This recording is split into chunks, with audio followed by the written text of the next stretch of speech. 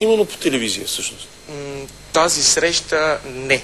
Тази среща имаше медии, имаше телевизии, но срещата, която снимаха по телевизия, беше след няколко месеца. Тя беше една единствена. Едно телевизионно шоу, да го наречем подобно на твоето, да, в което има си танцорки, има си певци, има си ринг, на който се играе една среща за шоуто, има си водещ, цяло предаване. Срещата беше много лека за мен, много лесна. Противника не беше достатъчно добре подготвен, беше по-тежък, по-тромав, а и аз, като нямах 5 срещи преди него, беше съвсем различно. Победих го атрактивно, да го наречем, с удар с крак в главата, с подскок, с голата част, тази на крака, тибията, в брадата. Това е единствената среща, която съм играл и е излъчвана по телевизията. Но това неделно шоу, това шоу го дават всяка неделя, там, в Китай. Този мой нокаут и части от срещата ги направиха като част от рекламното клипче на това шоу. И го излъчваха, може би, 2 месеца по-късно. И хората, като ме срещнаха по улица и казваха: от телевизията, това е белия от телевизията. Включително, когато една българска група посети манастира, се насъбраха китайци, за да им кажат: вие знаете ли, че то е от телевизията? Казаха го на преводачката, за да им го преведе. Си много изумителен човек. Направо не го побирам. Слушам те, рядко ми се е случило така да си и да слушам захват. Знаеш колко гости съм имал? Така те слушам. Ще направиш една демонстрация, между другото? Да, разбира се. Добре. Това, което искам първо да обясня, преди да направя демонстрацията, е следното. В България... Първо, не искам да обидя никой от преподавателите по китайски бойни изкуства в България. Защото нещата, които ще кажа, най-вероятно ще ги засегнат, или ще засегнат техните ученици, или ще се наложи да обясняват пред техните ученици нещата, които ще кажа сега. Прочетох в интернет и в много книжки, издадени на български, за древното бойно изкуство ушу. Чувал ли си за ушу? Чувал съм. Ушу, кунг-фу. Да.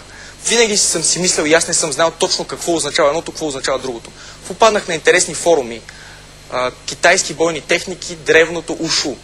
И попитах моят треньор: колко древно е това древно ушу? Той вика ми: на около 30 години. Много ли е древно? Викам: не. А кунг-фу? Той вика: на около 1500. То става ли? Древно ли е? Викам: да. Може ли да ми разясниш разликата? И сега аз искам да я разясня на теб и на зрителите на BTV. Ушу, това е, да го наречем, балетното изкуство, с което се показва на широка публика колко е красиво бойното изкуство в Китай. Позициите са дълбоки, движенията нямат никакъв реален смисъл в боя, движенията имат смисъл само до толкова да покажат възможностите на изпълняващия ги, шумни, удрят се по земята, тропа се, вика се, скача се, всичко, което си представи, всичко, което шаолинските монаси включително обикалят и показват по света. Това е ушу, атракцията ушу. Кунг-фу, или на китайския с Г, гунг-фу, това е древно бойно изкуство, възникнало като войните, или в частност случая в Шаолин, монасите войни, се връщат от фронта, където се водили реални сражения и са поразявали врага, връщат се, за да запомнят техниките си, те ги повтарят. И по този начин комбинират движение след движение и се получават така наречените китайски форми. Това са формите на кунг-фу.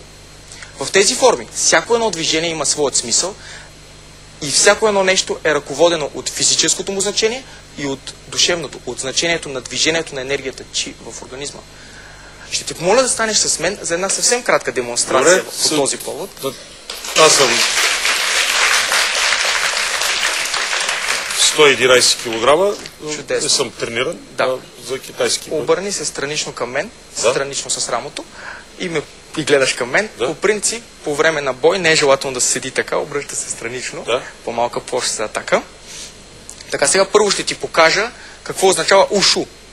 Ушу е една стандартна форма, започва с усмивка, ведро и приветливо. Дигаме ръката горе, от тук стъпваме дълбоко. Обаче ти искаш да ме ритнеш по крака. Ще ме ритнеш, нали? С който си избереш, просто риташ. И си ме ритваш. И аз нищо не мога да направя, нямам реактивен двигател да се изправя. Една форма по кунг-фу, същото движение би изглеждало последният начин. Ако искаш да ме ритнеш, аз ще си върна крака.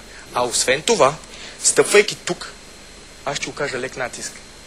На теб лек, но на другия ще го съборя. Да. Нещо друго. Да.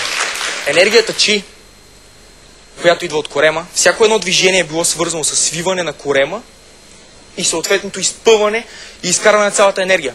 Показах ти как започва една форма по ушу. Да. Искам да ти покажа как започва една форма по кунг-фу. Те поразяват врага чрез очите си, излъчвайки енергия чи, като спокойно, съвсем спокойно, застават, подготвят се.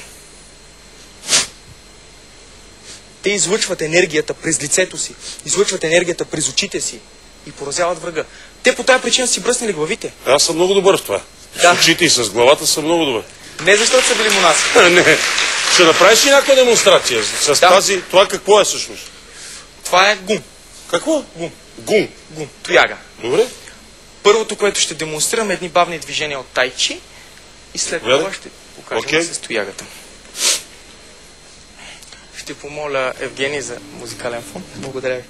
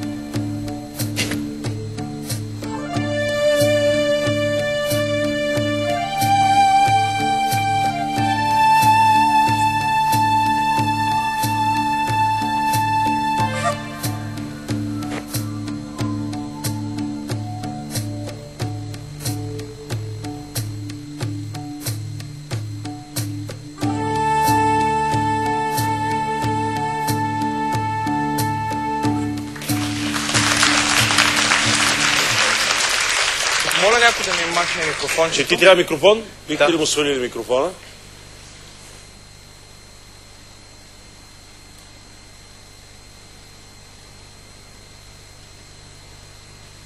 Ти можеш да казваш, ако имаш да кажеш нещо. Окей, добре.